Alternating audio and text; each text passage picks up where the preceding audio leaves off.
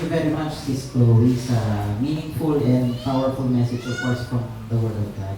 So, narinig natin para sa ating mga mahal na bisita, lalong-lalo na, napaka-importante na minsan tayo nagra-run after tayo sa pag-fit in sa mundo nito, yet in the end, baliwala din lang pala, lang natin yun. Temporary ang mga bagay-bagay dito sa mundo, narinig natin sa mga testimonies and blessings na narinig natin kanina. So, why not ang i-after natin or ang i-fit in natin sa ating sarili is yung sa kingdom ni God. Tama ba? So, thank you very much, Sis Chloe. Updates lang sa... Paano mag-update anyway? Hindi, nagkaroon lang ako ng realization dun sa message ni Sis Chloe. Totoo yun, wag natin i-fit in yung sarili natin sa mundo nito. Hindi lang dahil sa temporary yung mga nandito sa mundo, kundi napaka-crooked na ng generation na meron tayo ngayon. Meron akong napanood sa Facebook, sabi niya, etong panahon na, o etong generation na meron tayo ngayon, yung mga matatalino, pardon for the term, okay? Pardon for the term. Medyo harsh. I-quote ko lang yung pagkakasabi niya. Yung mga matatalinong tao ngayon are becoming stupid, sabi niya. Bakit?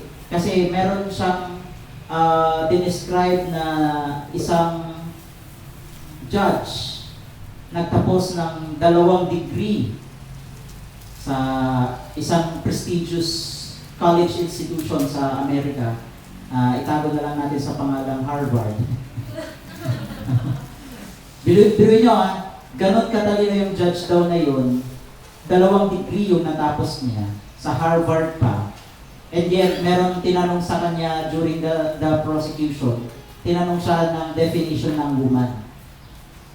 Yan to ganon katalino yung taong yun, and yet, the definition of woman, ang para sa kanya, ang sagot niya, are you foolish enough to ask me that kind of question? Sabi niya. Of course, I cannot answer that question. Siguro kahit yung mga youngies natin, kapag tinanong kung anong definition ng woman, alam na alam natin ang may sasagot natin. In very simple man or in very complex na sagot, woman ay pagkakaroon ng, yung iba sasabihin, mahaba ang buhok, di ba? Nananamit ng pambabae. Pag complex naman, may X and Y genes sa kanilang DNA, etc. etc. May mga ganun eh. Okay? Ay, sorry, X and Y tuloy, lalaki yun. X and X pala. Diba? So, meron tayo mga ganitong definition, and yet, bakit kaya naging ganun ang sagot ng judge na yun? You know what? Because that judge is trying to fit in sa mundo. We're in controversial at napaka malaking usapin sa ngayon, even in our country, kagaya ng narinig natin sa talk nung Wednesday at Thursday, kung naka-attend tayo ng live stream. Masyado nang ini-impose sa mundo natin, hindi lang sa Pilipinas, mas nauna sa ibang bansa, ang kalagayan na acceptance ng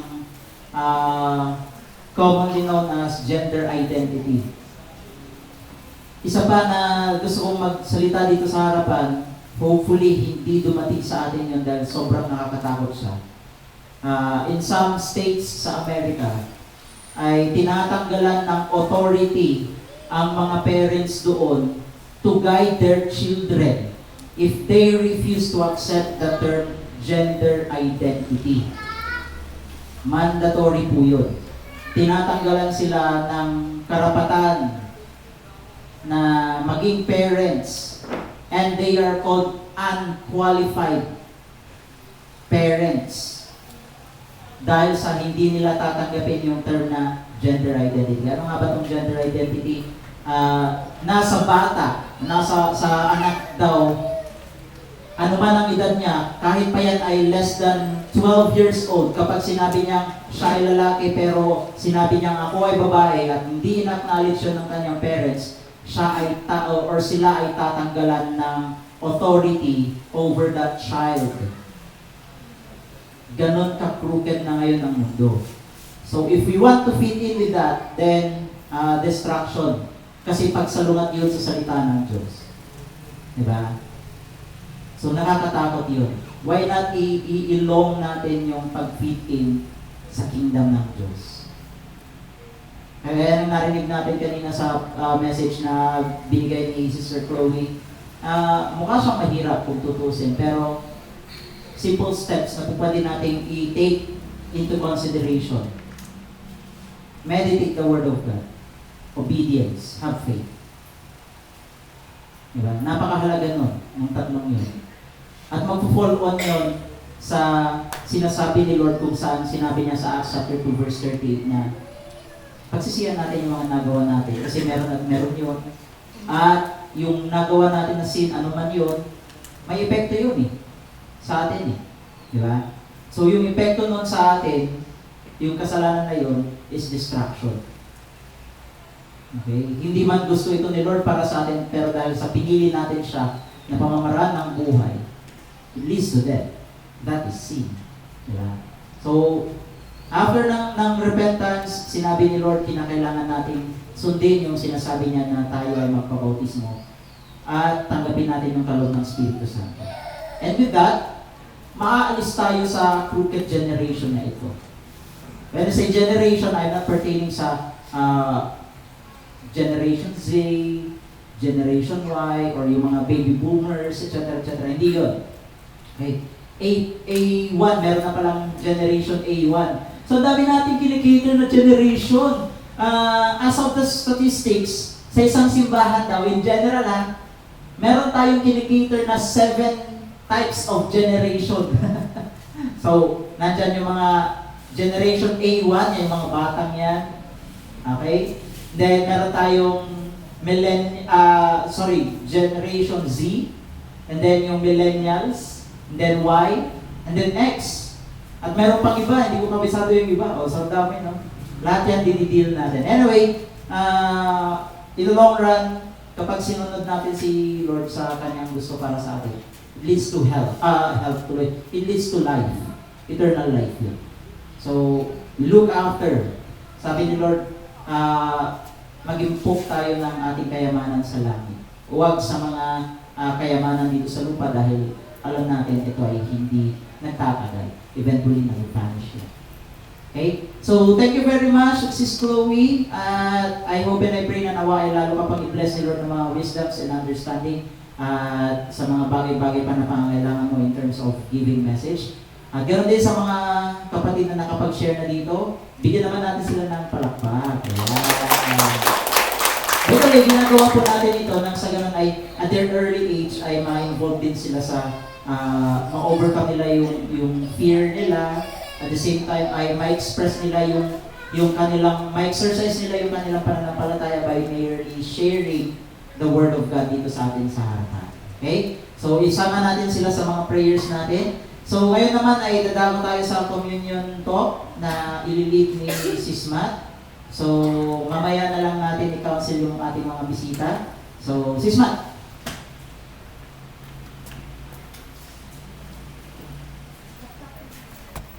Sige lang, mag-intro ka lang. Hello. No? Gaya-gaya? Na din ako, no? Kumusta po? Tapikin nyo naman po yung katabi ninyo. Nakakapi ka na ba? Yan, mamaya yung kape. Nagpapainit pa po sila ng tubig. So, katulad ng talk ni Sis Chloe, gusto ko nang sabihin kanina, Sis Chloe, stop na. Matutok mo na yung talk ko. Katulad ng sinabi niya, ano yung gusto nating piliin? Standard ba na mundo ito o yung standard ni Lord? At nabanggit niya kanina na mahirap mag-fit in kung titignan talaga natin doon sa standard ni Lord. Kasi sabi niya, holy siya, so kailangan din natin maging holy. So, kung titignan natin, Lord, bakit parang ang hirap naman mag-fit sa standard mo? Kung ikaw ay holy, kaya din namin maging holy? Natanong niyo ba yung mga kapatid? At sa mga bisita po na mayroon po kami, nakasama natin ngayon. Kaya natin maging holy? Kakayanin. Kasi may pinangako po sabi kanina ni Sis Chloe, binanggit niya yung sa Acts 1 verse 8. Ano yung pangako ni Lord? May darating na Holy Spirit para sa atin. At yun na po, nagtatapos yung talk ko. Hindi, joke lang. Kaya sabi ko, Chloe, huwag mong banggitin lahat. So, ang topic ko for today ay... Bakit pritas ka agad? Tinatapos mo sila. Sorry. Hindi, Huwag mo lang para kabahan pretest. sila. Ala, hindi magkuhan. Wala ka namang Actually, yan yun. Yung una ko. Okay, so... Ayan mga kapatid, ang ating communion talk. Pero bago yon, idulog po natin sa short prayer muna. Feeling ko dapat nag-heels ako para makita ako. Dito ako sa ano. Okay, so pumikit po tayo at manalangin mga kapatid. Lord Father God, napapasalamat po kami Panginoon sa narinig po namin na talk kanina sa evangelical message. At muli Lord, mapupusog po ulit kami sa aming communion talk Lord.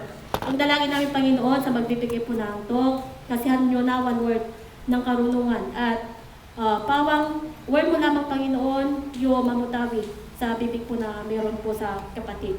At ganun din po Lord, bigyan niyo po kami ng heart na makikinig at i-transform niyo po yung puso namin. Maraming salamat, tinataas po namin itong communion talk, itong second meeting namin.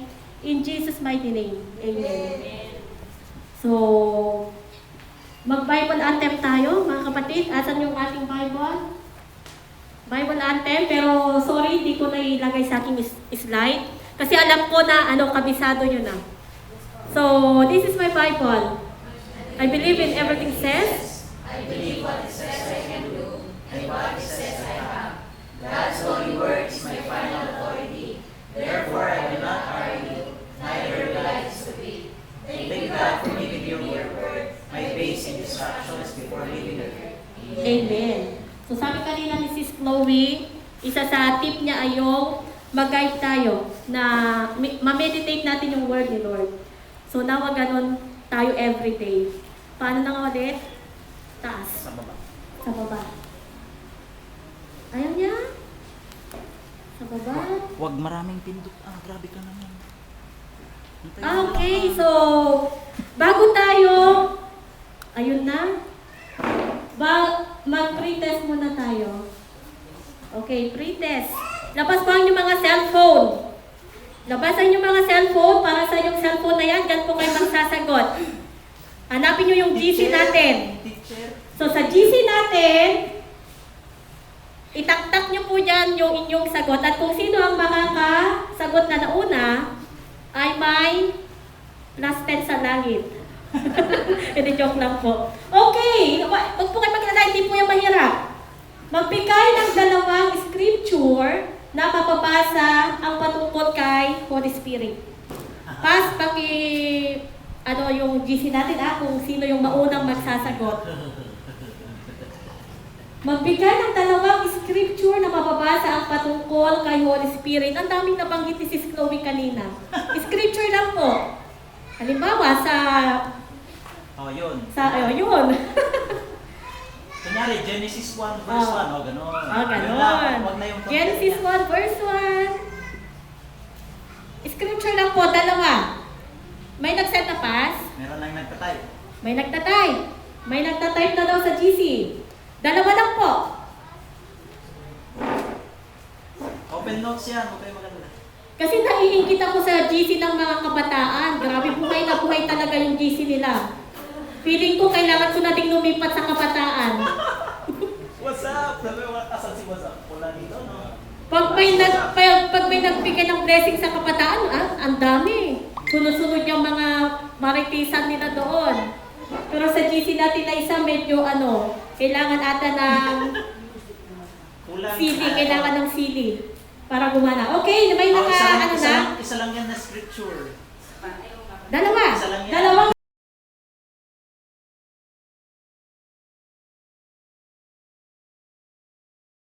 kasi doon sa ating discussion talaga, sa ating talk mamaya, makikita nyo yung mga scripture.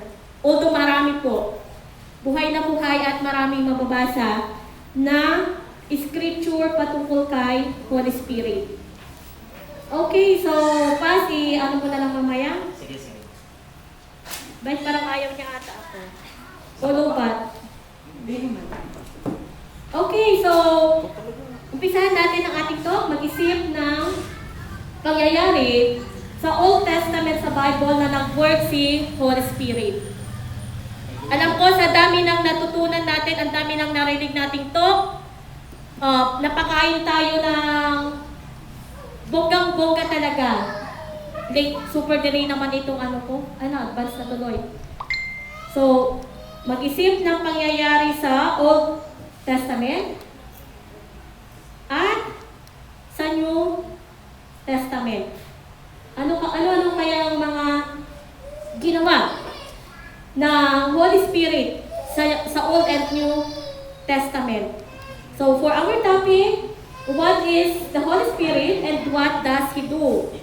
Itong topic na ito, kung tutusin mga kapatid, ay basic 101 lang. Kung tutusin, basic lang ito na dapat nating malaman bilang believer ni Lord. So for my main scripture, na mapabasa natin sa John 14 verse 16, isa yan sa scripture na mapabasa si Holy Spirit. Sana may nag-type ng ganyan. Meron ba? May nag-type? Wala? Okay, so sabi sa John 14 verse 16, and I will ask the Father, ito si Jesus Christ nagsasalita. So sabi niya, I will ask the Father and He will give you another advocate to help you and be with you forever. Diyan pa lang grabe na, forever. Kung sa tingin mo walang forever dito sa mundo, kasi ang daming pangyayari na nakaka-broken heart talaga, pero sabi dito sa John 14 verse 16, may ipagkakaloob sa atin na advocate at kasama natin siya forever. So, proceed tayo. What is Holy Spirit? So, according kay www.britannica.com, para hindi tayo makasuhan ng makasan ng plagiarism, so kinote ko yung pinagkuhanan ko, sabi niya dyan, Holy Spirit, also called Holy Ghost. Who hindi dapat po? Who dapat siya? Yung? Hindi what? Who dapat? Okay. Sorry po. Uy, may corrector ako. Okay, who is Holy Spirit? So sabi niya dyan, Holy Spirit, also called Holy Ghost, in Christian belief. The third person of Trinity. So, third person, on my next slide, sabi niya dyan sa ating Venn diagram. Ang Venn diagram, ang pinaka-center ay si God. So, kung pag-usapan natin ng Trinity mga kapatid at sa mahal naming bisita, iisa lang po ang God. Iisa lang ang Panginoon. Kaya makikita nyo dyan, asan yung ating pointer? Ano ba? Ayun talaga. Ayun. So, yung God ay nasa pinaka-sentro kasi iisa lang po talaga ang Panginoon na merong tatlong persona. So tinawag siyang Trinity kasi isang Panginoon na may tatlong persona. Siya si God the Father, God the Son, and Holy Spirit. At God din po yan. So, sa God na ito, si God the Father ay meron siyang ministry. So, meron siyang gawain. May kanya-kanya silang gawain. Yung tatlong yan na persona ng Panginoon ay may kanya-kanya silang gawain. May kanya-kanya silang personalidad. May kanya-kanya silang gampanin. At pag-uusapan nga natin, sino ba si Holy Spirit? So let's have Holy Spirit in the Old Testament. Number 1, 4 lang po ito na in-identify ko pero marami po siyang ginawa. So number 1 is the Spirit participated in creation. Sa paanong paraan? Saang banda? Na si Holy Spirit ay meron siya nung creation. Ano mga kapatid? Tama ba? Mag-agree ba kayo dyan? Ay, parang tahimik kayo. Luto na ba yung ating fishball? Luto na ba? Hindi pa? Malapit na. Okay, so mababasa natin sa Genesis 1. Genesis chapter 1, verses 1 to 2.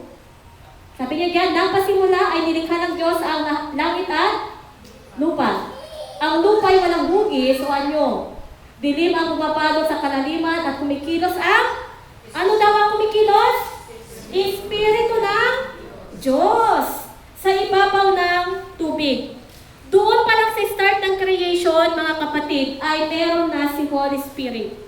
So, nandyan yung Espiritu ng Diyos.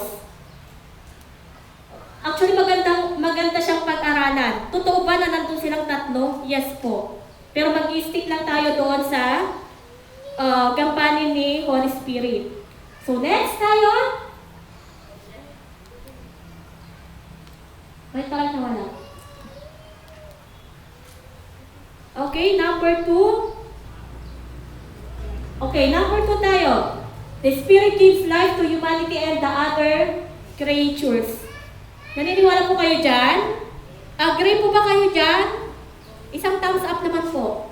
Feeling ko tulog na kayo. Wow, yung kabataan natin plus si Ate Lily. Nag-thumbs up. Thank you so much. So, for our scripture, sa Genesis pa rin, Genesis chapter 2, verse 7, at nilalang ng Panginoong Diyos ang tao sa alabok ng lupa at hiningahan ang kanyang mga butas ng ilong ng hininga ng buhay. At ang tao ay naging kaluluwang may buhay. So naniniwala pa kayo dyan na tayo ay galing sa alikabok? Sino ang naniniwala na na galing sila sa evolution ng monkey? Ni Charles Darwin. Hindi, joke lang. So sabi niya dyan, hiningan niya ng buhay yung dust. At yung dust na yon ay nagkaroon ng buhay. So, okay, dito tayo sa ating, ano tawag ko dyan, Pas? Sa Bible na yan. So sabi niya dyan, kasi gusto ko talagang tignan, magandang pag-aralan natin siya. So yung bread of life na yan, grabe, kailangan kong lumapit, hindi ko makita. So, H5397, yung bread na yan. So, makikita natin yung spirit. Ang ibig sabihin ng bread of life na yan ay spirit. Yung H5397. So, again, yung Espiritu ng Diyos or Holy Spirit gives life to humanity nung time na hiningahan niya yung dust. So, number 3 tayo. Number 3 na ginawa ni Holy Spirit during the Old Testament. The Spirit came upon certain judges, warriors, and prophets in a way that gave them extraordinary power. So, mag-isip nga po kayo mga kapatid kung sino-sino itong mga taong ito na nabigyan ng extraordinary power. Taas ang kamay. Ay, si Pas lang? Pas, sino? David. Si David. Ano bang meron kay David, mga kapatid? Ay, natahimik sila. Anong ginawa ni David? Anong ginawa niya? Pinatay niya. Natalo niya si Goliath. At gaano kataas itong Goliath na to? Compared sa kanya, di ba? Giant siya eh. Pero may extraordinary power na pinagkaloob sa kanya. Kaya niya natalo si Goliath. At si Holy Spirit po, yung ipinagkaloob sa kanya during that time. Sino pa? Bukod kay David. Anong meron sa kwento ni Samson? Mahaba yung buhok, correct. Ano ba ang meron sa mahaba yung buhok niya? Malakas. Yung nagpapalakas kay Samson ay yung mahaba niya buhok. Ay, magpapahaba na si Bashmi. Joke lang. Okay, mababasa natin yan sa, hindi na natin pupuntahan, pero maganda pong tignan nyo yung kwento ni Samson. Ang kwento ni Samson ay mababasa sa Book ng Judge. So, sa Judge, chapter 13 verse 25 and chapter 14 verse 6. So, sa kwento ni Samson, mga kapatid, kayang-kaya niya, hindi lang kayang-kaya, kinaya niya wasakin yung templo. Imagine nyo na lang po yung mga buildings nila noong unang panahon. Na-imagine nyo? Imagination nyo ang limit. So, bukod kay David, bukod kay Samson, sino pa? Nag-identify lang po ako ng ilan. Pero marami po sila. Sino ito? Kilala nyo yung nag-blow ng kanyang trumpet? Sino? Si Gideon. Correct. Na mababasa natin sa Judge, book ng Judge pa rin, pero dito kasi sa Judge, chapter 6, verse 34, sinabi kasi dyan na yung Espiritu ng Panginoon ay napasa kanya. Nasa kanya si Holy Spirit, kaya yung extraordinary power ay meron sa kanya. Ano ang ginawa ni Gideon? Ano ang meron sa kwento ni Gideon, Vashni? Basahin niyo po. Ma-amaze kayo sa mga ginawa ni Holy Spirit sa buhay ng mga taong ito. Dito meron siyang 300,000 na army. Pero yung mga army na yun, natakot sila. Hindi sila nagtitiwala sa salita ng Panginoon. Hanggang sa yung 300,000 na army na yun, naging 300 na lang. At ang labanan ngayon, ang laban nila ay laban ng Panginoon. Sa paanong paraan? Paano nila natalo yung kalaban? Nag-blow lang si Gideon ng trumpet. At natarantay yung mga kalaban nila. Hanggang sa sila mismo ang nagpatayan. Yung 300, walang nabawas. Sino ang gumalaw? Si Gideon ba? Yes, ginamit si Gideon, pero nasa kanya ang banal na espiritu ng Panginoon. So, yan si Gideon. Next tayo. Another? Sino yan? Sino nakakakilala sa kwento ng Bible character na yan? Yung merong baby. Pinag-aagawan ng dalawang nanay. O, anong kwento po yan sa Bible? Mga Sunday schoolers natin. Naku, dapat alam nyo to. Nung mga panahon na pinagkwentuhan kayo. Kaninong kwento ito? Okay, reveal natin. Si King Solomon. Ano ba meron kay King Solomon? Nung hiningi niya, yung nag-pray siya, ano yung hiningi niya kay Lord? Ano yung hiningi niya? Wisdom. Pwede niyang hingin sa Panginoon yung kayamanan pero hindi niya hiningi. Tayo, ano naman ng prayer natin? Kayamanan para mag-fit in tayo sa mundong ito? O kayamanan din sa langit na para mag-fit in tayo sa kaharian niya?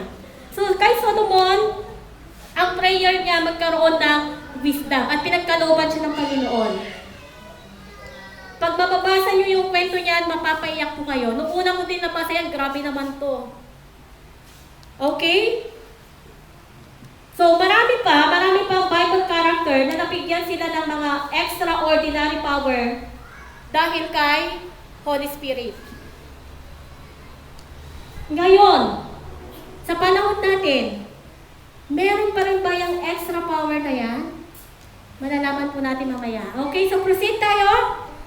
Holy Spirit in the Old Testament, sa Psalms 143 verse 10, sabi niya dyan, teach me to do your will, for you are my God. Your spirit is good, lead me in the land of uprightness. Na masasabi ko doon sa talk kanina ni Sis Chloe para mag-fit in tayo. Kasi si Lord ay holy, kaya dapat tayo din ay holy. So sabi niya dyan, the Spirit-inspired holiness in the Old Testament believer. Alam kasi ng mga tao sa Old Testament na dahil holy si Lord, kailangan nila yung Espiritu ng Diyos para malin sila sa uprightness, sa pagiging holy nila. Okay, so Old Testament yan. Now, paano naman tayo? Sa generation na meron tayo ngayon, nag-work pa naman si Holy Spirit? Okay, yes. Kasi sabi niya sa Acts 2 verse 2 to 4, sabi niya dyan, mababasa natin, suddenly a sound like the blowing of a violent wind, came from heaven and filled the whole house. They saw what seemed to be tongues of fire coming and resting. Tama ba? Hindi ko on each of them. And all of them were filled with the Holy Spirit. So itong mga tao na nasa isang bahay ay na-fill sila ng Holy Spirit. Yan ay kaganapan sa Acts. At sinabi ni Jesus Christ sa John 14 verse 16 to 17, and I will ask the Father, actually bago yung Acts, merong John. Bago yung Acts, merong John na sinabi na ni Jesus Christ, and I will ask the Father, and He will give you another counselor to be with you forever. So, makikita natin yung counselor, yung helper, yung advocate na translation dyan. Okay, so, proceed tayo. Tapikin nyo yung katabi nyo. Nakikinig ka pa ba? O tinulugan mo na si Sis Matt? Okay. Dito. Makinig po kayo kasi may quiz mamaya. Kung may pre-test, may post-test po mamaya. Okay, so, word of the helper doon sa ating New Testament. Yung New Testament po, ang generation ng New Testament ay sa time ni Jesus Christ. Kasama ba tayo sa generation na yan? Kasama na tayo. Makakasama tayo. Okay, so, word of the helper, number 1. Sino yung helper na to? Sino yung helper na to? Hello? Parang tinulugan natin talaga ako. Sino yung helper na to? Si Holy Spirit. So, number 1, nagko-convict daw si Holy Spirit. Sa mga mahal namin na bisita ngayon, i-open niyo po yung heart ninyo. Mapabasa natin sa verse John 16. Nagpapakahirap ako, pwede pala dito. Nag-double vision yung mata ko eh. So sabi niya dyan, sa verses John 16, verse 8 to 15, mapabasa po natin, puntahan nyo na lang po para hindi tayo maubusan ng time. When does this occur? Kailan yan nangyari? Kailan yan mangyayari? Sabi niya, before and after one becomes a Christian. Ang prayer ng bawat isa sa amin, sa mga mahal namin na bisita na kasama namin ngayon, ay ma-open yung heart nila para si Holy Spirit ang mag-convict. Para sumunod itong mga bisita na to kay Lord. So sabi niya, before and after. Before and after, pag nag-decide ang bawat isa, tayo mga kapatid, nag-decide tayo, hindi po doon magtatapos yung conviction. Sa way natin, yung journey natin kay Lord, patuloy pa rin dapat sana or nawa tayo na kinukonvict ni Holy Spirit. So what does this mean to you? Sabi niya, the Holy Spirit will convict. Para saan? Saan tayo i-convict? You will know what is sin. Kita po ba? O ako lang ang medyo mahina yung tingin. Saan tayo i-convict ni Holy Spirit? Sa kasalanan. Kaya nga meron tayong evangelical message. Number 2, ano yung pangalawa? Sabi niya dyan, you will know what it means to be righteous. Iko-convict ka ni Holy Spirit. Ano to? Magsisinungaling kaya ako? O hindi? Pero may mga panahon kasi na nalalagay tayo, ewan ko kung ako lang, nalalagay tayo sa isang sitwasyon na makakapag-sinungaling ka. Tama po ba? Kasi hindi tayo perfecto eh. Nag-i-strive tayo na maging holy.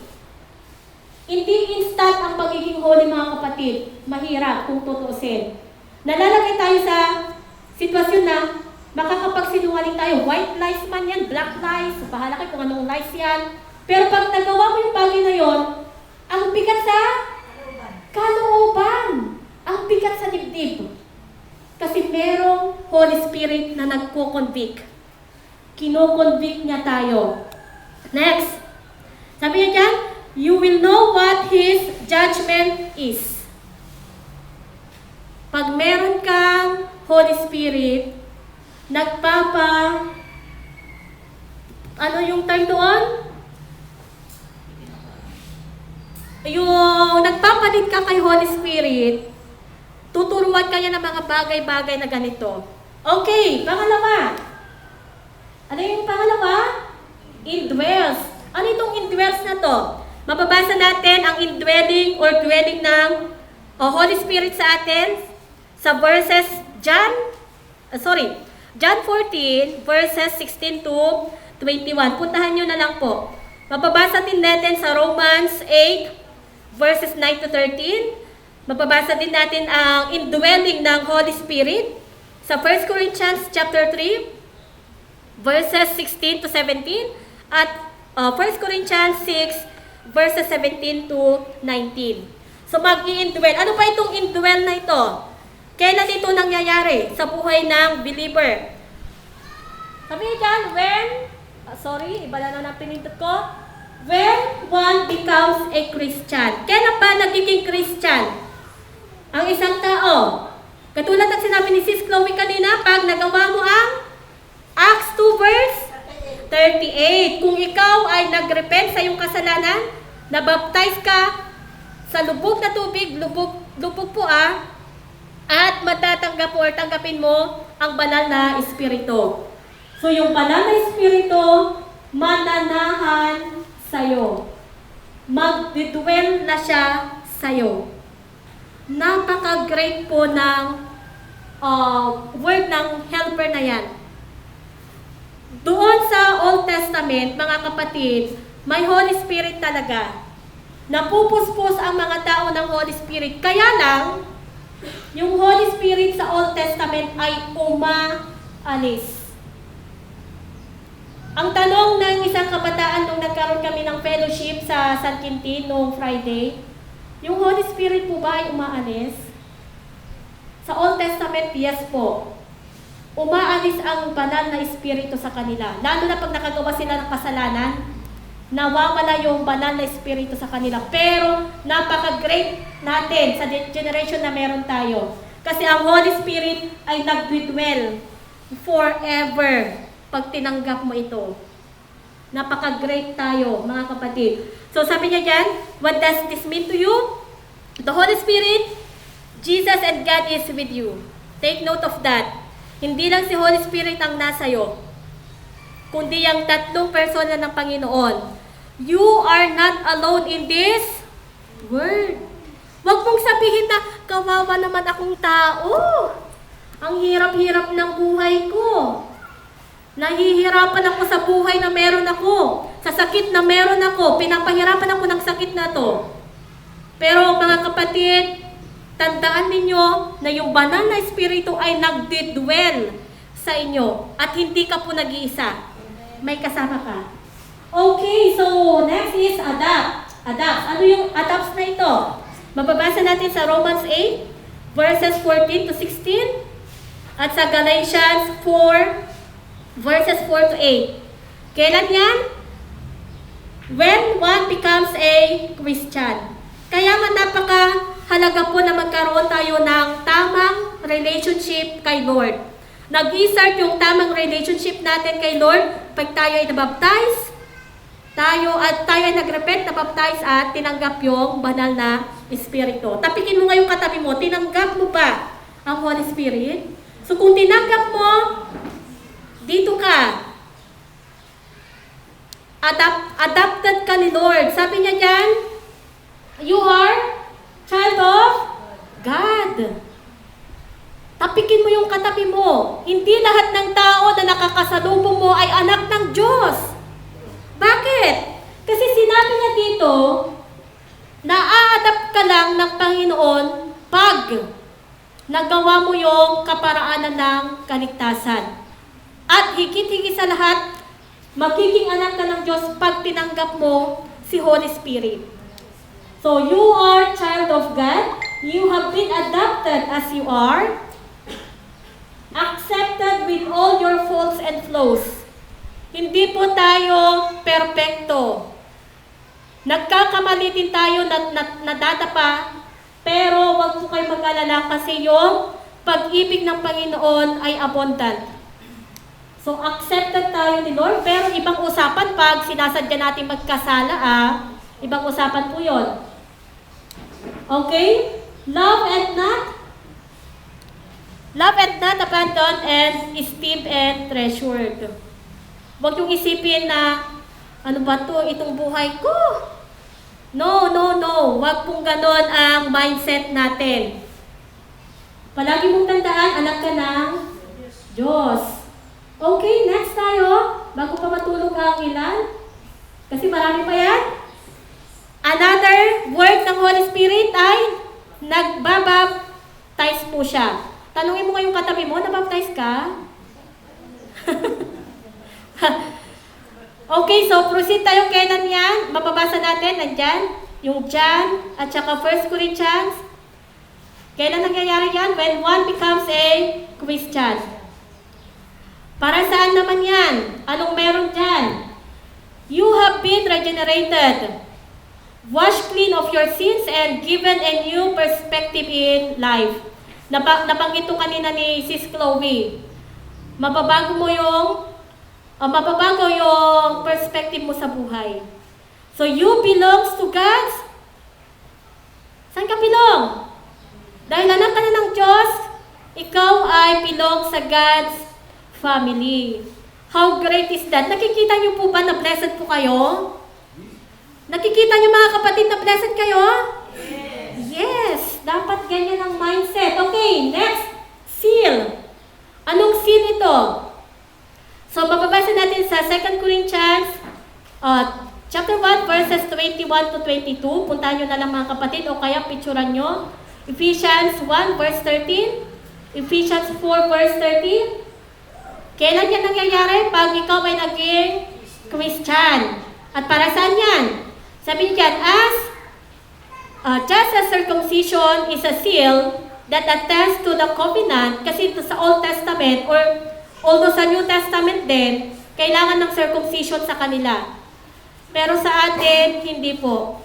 Ang senyo ng pagiging anak ng Diyos sa atin ay pag meron tayong Holy Spirit. Sabi niya dyan, believers are sealed with the Spirit as God's mark put upon them. You have security. Ang banal na Espiritu ay tatak pagdating po ng second coming. Hahanapin ito ng Panginoon sa atin. Okay, next. Ito, tanong din ito ng isang kapatid noong fellowship namin, yung gift. Ang Holy Spirit po ay nagbibigay ng gift. Para saan yan? Mababasa natin sa 1 Corinthians 12, verses 7 to 14. Kailan yan nangyayari? Again, when one become a Christian. At para saan po yan? You have a role in the church body. Sabi niya kasi doon, ang Holy Spirit ay nagbibigay ng iba't ibang kaloob. May mga nagbibigay ng hula. At yung hula na yon, magbi-benefit po yung bawat isa sa atin. Kaya nung time na natanong ng kapatid ito, oo nga, kailangan natin ng gift talaga. Gift of tongues, gift ng interpretation. Marami tayong mga bago pass at hindi nila alam itong bagay na to. So, kailangan nating i-share din talaga sa kanila. So, you have a role in church body. Others benefit from you. You are important and significant. Kasi pag nakita mo yung kahalagahan mo sa simbahan, Mamomotivate ka po na umattend, hindi lang uupo na makikinig yan, kundi tatayo ka din dito sa harapan. So, tapikin mo yung katabi mo, meron kang Holy Spirit na pwedeng magbigay sa'yo ng gift. Hindi gift ng regalo pag birthday. Hindi po yan. Okay, commissions. Ano itong commissions na to? Mababasa natin sa Acts 13 verse 2 to 4. Mababasa din natin sa Acts 20 verses 28. Meron kang purpose in life. At alam niyo na po ba yon? Kung anong purpose nyo? Alam niyo na po ba? Ang purpose mo sa buhay ay gagamitin ka ni Lord para masave din yung mga kakilala mo. Wag nating sarilinin yung kaligtasan. Ibigay din natin or ipaalam din natin sa ibang tao. So, ano pa? Praise. During prayer, ginagamit pa rin ba natin yung tinanggap natin? Gamitin po natin. So, sabi niya dyan, you have an intercessor, someone praying for you for needs you may not even be aware of. Maganda po na mag-pray po tayo sa wika na naiintindihan natin. Yes, naiintindihan natin. Pero mas higit sa lahat, pag nag-pray tayo, na ginagamit yung tongues. Mag-pray in tongues po tayo mga kapatid. Kasi yung kausap natin, pag nagpipray tayo in tongues, ay ang Diyos. At si Holy Spirit ang nag-i-intercede sa mga bagay na ipagpipray nyo pa lang, inilalatag na ng Panginoon. Iniisip mo pa lang, inilalatag na ng Panginoon sa inyo. Okay, so I think ito ata ang last. So feels, ano yung feels na yan? Nandiyan yung mga scripture kung saan natin siya mababasa. Sabi niya dyan, you have the power and capability to change and be more like a son of God.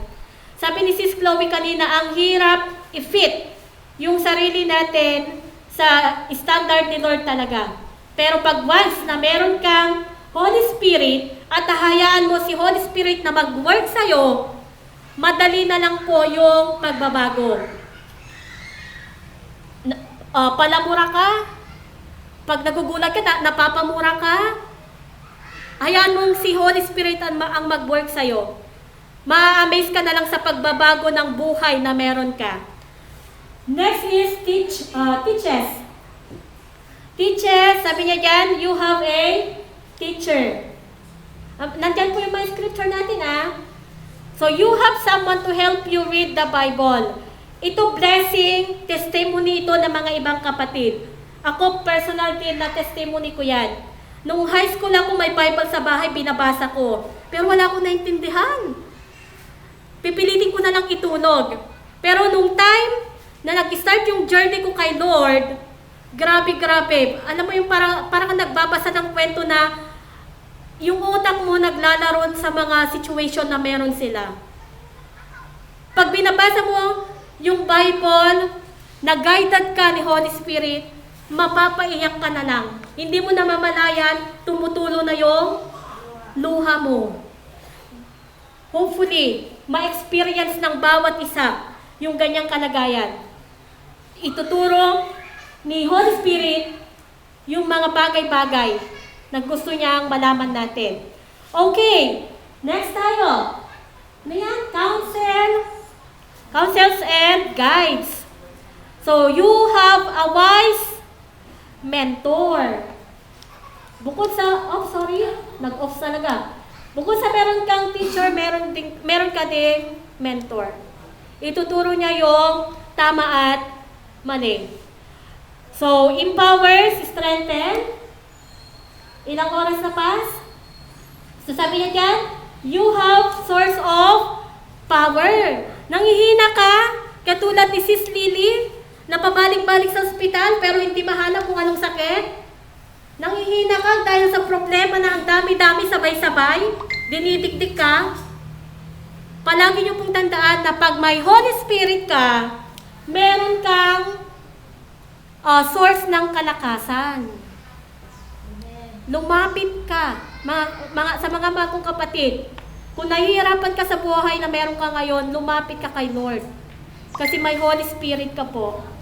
At last, yung transformation na pwedeng ipagkaloob sa'yo ng banal na Espiritu. Sabi niya dyan, you have assurance of salvation regardless of the prospect of physical death. Kanina nung papunta kami, ang usapan namin ni Paz, ang kamatayan ay may kasiguraduhan. Ang buhay ay wala kasi hindi natin alam kung kailan kukunin ang buhay na ito. Kasi alam natin na lahat tayo ay papunta sa kamatayan. Tama ba? Pero pag meron kang Holy Spirit guided ka ni Holy Spirit, nasa katawan ka ng Panginoon, wag po kayo matakot sa kamatayan. Kasi alam nyo, pagdating ng panahon, meron tayong inaantay. Inaantay na kapangakuan. Yun yung eternal life. So, doon nagtatapos, pero hindi pa. Oops! Oops! Doon sa mga pinanggit na work ni Helper, work ng banal na Espiritu, nagsasabi din po ang ating Panginoon. Sabi niya dyan, pag once na tinanggap na natin ang banal na Espiritu, sabi sa Ephesians chapter 4 verse 30, huwag daw natin pighatiin ang banal na Espiritu ng Diyos. Sa pamamagitan niya ay natatakad. Katulad ng sinabi ko kanina, seal or tatak natin yung Holy Spirit pagdating ng second coming niya. Pero nagsasalita ang Biblia, nagsasalita ang Word ni Lord na wag daw nating pighatiin ang banal na Espiritu ng Diyos. Sa paano paraan napipighati ang banal na Espiritu? Gumawa ka ng kasalanan. Ewan ko lang kung hindi siya mapipighati. Kaya mga kapatid, hanggat maaari, walk in righteousness, walk in holiness, para hindi mapighati itong si Holy Spirit. At sabi din sa unang Thessalonica, Tagalog kasi, chapter 5 verse 19, sabi niya dyan, huwag ninyong patayin ang ningas ng Espiritu. Sa Old Testament, umaalis ang Holy Spirit sa mga tao. Pero sa atin, nasa atin na forever si Holy Spirit. At pag patuloy tayong gumagawa ng kasalanan, napipighati siya to the point na siya ay namamatay. Hindi siya patay na physical death na alam natin. Hindi po. So, mga kapatid, mag-walk po tayo ng may kalayaan na guided ni Holy Spirit po. And for our conclusion, sabi ko nga, ang Panginoon ay binubuo ng tatlo. Huwag nating iset aside si Holy Spirit na tinanggap po natin. Kasi malaki po yung gampanin niya sa buhay na meron tayo. At malaki din ang gampanin ng bawat isa sa atin. Nakasama natin siya.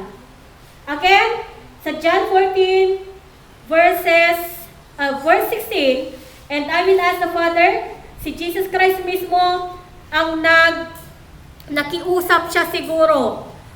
Sabi niya siguro, Ama, hindi ko pwedeng iwanan itong mga taong ito na wala silang kasama.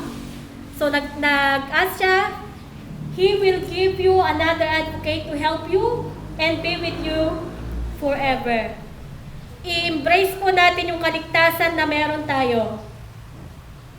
At para sa ating post-test, ilabas ko ulit ang ating cellphone. Paano ulit kung sino ang magsisend ng kanilang sagot. Post-test, sa mga nakinig kanina, thank you so much. Sa mga natulog sa akin, wala kayo dyan. And then, okay, so, madali lang po siya. Magbigay ng dalawa na po, work of the helper sa buhay ng isang believer. Ang dami nun. Ang dami nun, di ba? Magbigay lang po ng 2. Pasend po sa GC and God bless.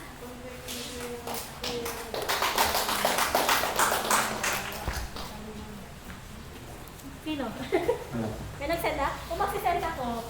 Gusto nyo pa siyang paulitin o wag na? Ayun, meron nang sumagot. Seals at saka gift. Okay. Napaka-importante na makilala natin. Correction lang sa nailagay ni Sis Mad, hindi ko na ito nakita.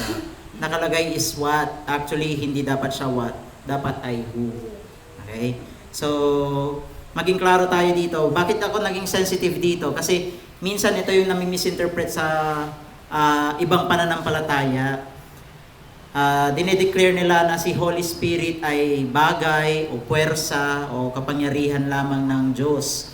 Which is hindi totoo yun dahil si Holy Spirit ay may sariling karamdaman, may pakiramdam siya, kaya nga wag siyang pipighatiin eh. 'Di ba? Wag siyang pipighatiin. Bakit? Kasi meron siyang pakiramdam at wag natin siyang isa-set aside sa ating buhay. So kung meron siyang pakiramdam, ibig sabihin siya ay persona. Okay? Persona siya. Sa John chapter 16 verse 13, sinabi doon na siya ay magsasabi o magsasalita ng mga bagay na hindi ukol sa kanya, kundi lahat ay galing sa Ama. So meron din siyang kaisipan. Meron siyang sariling kaisipan. Pero hindi niya yun isasambit sa atin, kundi ang isasambit niya sa atin ay kung ano yung sinasabi ng Diyos Ama sa kanya. So kung meron siyang sariling kaisipan at nasasaktan din siya, ibig sabihin siya ay persona. Hindi siya puwersa. Okay? So, maging klaro lang tayo sa bagay na yun. Isa pa, highlight ko lang yung sinabi ni Sis Matt na yun, yung sa wag natin siyang pipigatiin, wag nating papatayin yung ningas niya. Napaka-importante nun mga malong kapatid. Kasi ang ibig sabihin po noon, simula nung tayo ay na-save, okay? Ine-expect ni Lord na tayo ay magkakaroon tayo ng panibagong buhay. Narinig natin kanina na hindi ito madali, hindi ito basta-basta, okay? Maliban kung tayo ay lalakad ayon sa gabay at tulong. Kaya nga siya helper tutulungan niya tayo. Pero kung hindi tayo magpapatulong, okay? Si Holy Spirit, hindi naman siya alis sa atin, pero hindi siya mag-work sa atin. Now, kung marami siyang ginagawa na miracle, signs and wonders sa buhay ng mga tao, no wonder kung bakit hindi tayo nakakakita ng mga ganong bagay sa atin. Marahil nakikita natin sa ibang mga kapatid, pero bakit parang sa akin hindi? Baka kasi napipighati natin si Holy Spirit. Bakit kaya yung kapatid na ito, grabe mag-work si Lord sa buhay niya? 'Di ba? Meron siyang sakit pero hindi makikita sa kanya yung kalungkutan. Bakit kaya? Yes, nakikita namin siyang malungkot pero hindi yun nagtatagal. Bakit kaya? Kasi nag-work si Holy Spirit sa kanya. Okay? At tatanungin natin, bakit kaya ganun? Bakit parang sa akin, parang ang hirap naman? Bakit ang tagal sagutin ni Lord yung, yes, ganun sumagot si Lord minsan. Hindi ganun mabilis, kasi meron siyang inaantay sa atin. But on the other hand, baka din kasi, meron na siyang ipinoprovide sa atin na kasagutan through Holy Spirit. Pero dahil sa hindi natin pinapakinggan si Holy Spirit, kaya hindi natin nakikita yung kasagutan ni Lord. Napakalaking bagay po nun. Kaya siya yung helper, advocate. Ay, sumasagot na ako, sis, paano ba yan? Diba? Kaya napakahalaga na sa bawat isang mananampalataya, okay, kilalanin natin si Holy Spirit. Hindi yung kilalanin na, kilala kita by name. No. I-acknowledge natin siya. Hayaan natin siya na i-transform niya tayo. Actually, siya yung magiging dahilan kung tayo ay makakapasok o hindi. Correction para doon, baka ma-misinterpret ako. Siya yung magte-testify sa harapan ni Lord, God the Father, lalo na kay Jesus Christ na magte-judge sa atin eventually, kung tayo ay gumawa ng mabuti o masama. Remember, siya yung seal, siya yung selyo. Now, pagkaharap tayo sa Panginoon, si Holy Spirit yung magsasalita. Kaya no wonder, God is omnipresent. Alam niya kung ano yung mga ginagawa natin. Nasaan pa tayo, nandun siya. Dahil kay Holy Spirit. God is all-knowing. Diba? Bakit? Kasi nasa atin si Holy Spirit eh. Alam niya yung kasuluk-sulukang dulo ng ating mga itinatago, paano man yan, kasalanan, like bisyo, paninigarilyo, pag-inom ng alak, pagmumura, etc. etc. Diba? Alam niya yan. Now, yun ay maibibilang sa atin kung hindi tayo aalis sa mga bagay na yun. Diba? Hindi ka man nakikita siguro ng yung pastor o ng mga kapatid, pero nakikita ka ni Lord. Dahil tayo ay tumanggap tayo kay Holy Spirit. Tinanggap natin si Holy Spirit. And with that, dahilan ito para pag tayo ay harap sa Panginoon, nakalista lahat yun. Yes, na-save tayo once upon a time, pero kung hindi tayo magiging sensitive sa guidance ni Holy Spirit, magiging malaki yung problema natin eventually. Okay? So, highlight ko itong mga bagay na ito doon sa nabanggit ni Sis Matt dahil napakahalaga po nito sa ating buhay Kristiyano. So, I hope and I pray, wag nating baliwalain na tayo ay tumanggap ng Espiritu Santo. Actually, napakahalaga niya sa buhay natin. So, wag nating pakawalan yung pagkakataon na tayo ay ginagabayan and yet tayo ay hindi nakikinig or somehow hindi sumusunod sa sinasabi niya. Actually, the more na nai-emphasize si Jesus Christ kapag pinapakinggan natin yung guidance ni Holy Spirit. Kasi yun yung role niya eh. Okay? The more natin daw na makikilala si Jesus Christ dahil kay Holy Spirit. So, thank you very much, Sis Matt. I hope na merong good news dito. GCash daw. Send GCash number. Number lang pala. Sorry, GCash tuloy. Send number, Sis Jane at Sis Cass para sa premyo. Wow! Talaga.